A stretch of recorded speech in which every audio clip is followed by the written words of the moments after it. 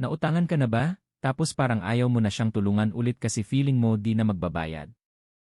O ikaw naman yung nangailangan, pero parang walang gustong tumulong sa'yo. Sa Deuteronomy 15, iniutos ng Diyos. Tuwing ikapitong taon, dapat pinapatawad ang utang. Tulungan ang mahihirap ng bukal sa loob. Palayain ang alipin at bigyan pa ng panibagong panimula. At ialay sa Diyos ang unang ani bilang tanda ng pagtitiwala.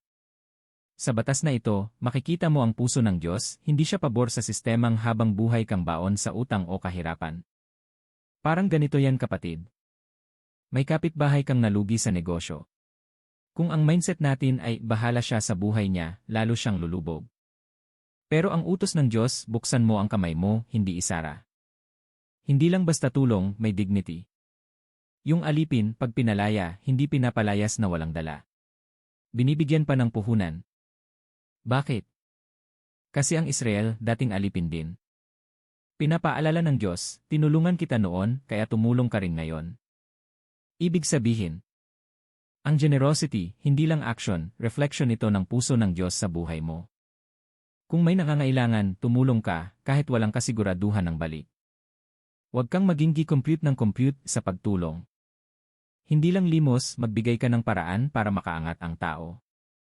Ibigay mo sa Diyos ang best mo, hindi tira-tira lang. Alalahanin, ikaw rin, tinulungan ng Diyos. Kung susukatin ang puso mo ngayon, mas bukas ba ang kamay mo o mas mahigpit? Tayo'y mag-pray. Panginoon, salamat sa kabutihan at awa mo sa akin. Patawarin mo ako kung naging madamot, makasarili, o manhid ako sa pangangailangan ng iba. Turuan mo akong maging bukas palad, hindi lang sa gawa kundi sa puso.